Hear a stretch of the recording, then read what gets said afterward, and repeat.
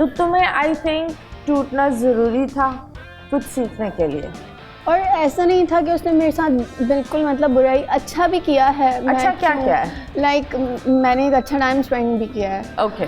But मैं बहुत मैं मेंटली डिस्टर्ब हो गई थी कि शादी के बाद मेरी दावतें होती थी और मैं जाती थी, मेरा 10 kg वेट गिर गया था फ़ौरन से। लाइक मैं उस टाइम मेरा वेट 65 कुछ 63 समथिंग से रहा था। हाँ. और मेरा वेट डायरेक्ट 49-50 पे आ गया। बहुत मतलब अचानक से, बहुत जल्दी।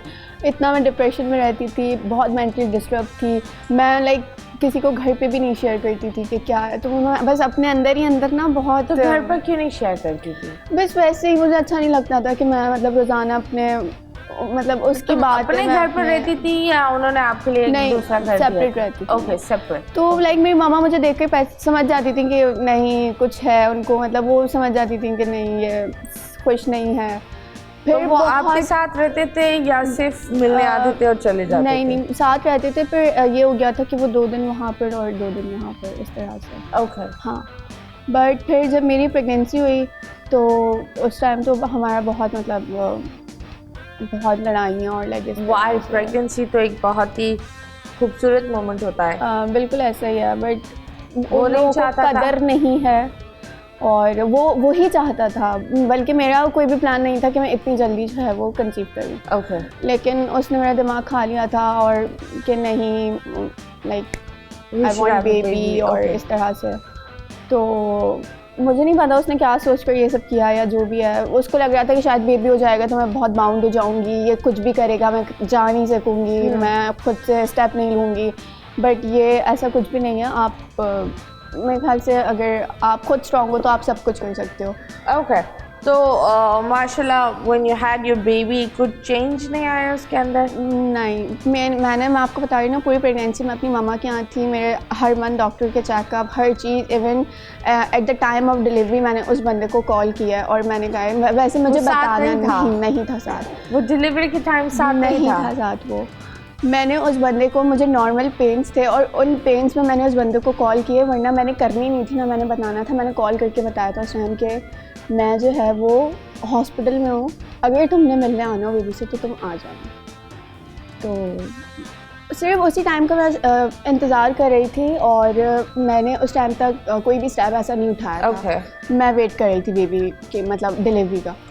तो उस टाइम मैंने कॉल किए और वो बस मेरी लास्ट वो थी। मैंने कहा है कि तुमने अगर आना है तो तुम आ जाओ। और मैं देखना चाहती थी आता या नहीं आता, बट वो खैर उस टाइम नहीं था। वो कहाँ था? वो यहीं पे ही था, बट वो आया नहीं था।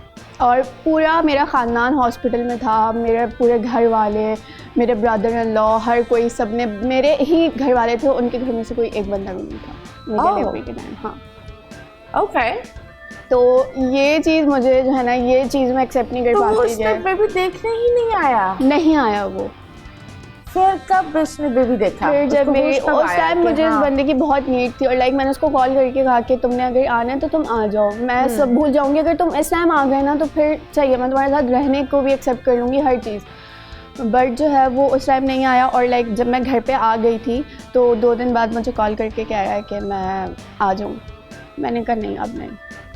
जब मैं घर पे आ गई थी मैंने कहा जब मुझे तुम्हारी ज़रूरत थी तुम जब नहीं आए तो फिर अब कॉल कर क्यों फजूल की फॉर्मेलिटीज़ और वो कि मैं आ जाऊँ या ये वो, मैं पता नहीं मतलब फजूल के एक्सक्यूजेस थे। 1 मिनट में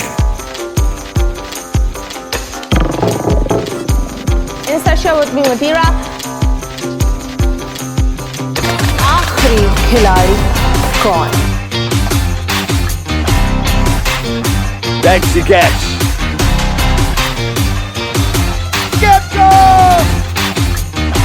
किसी भी एंगल से ये नहीं कच्चे, क्योंकि छठी के बच्चे आपसे अच्छे।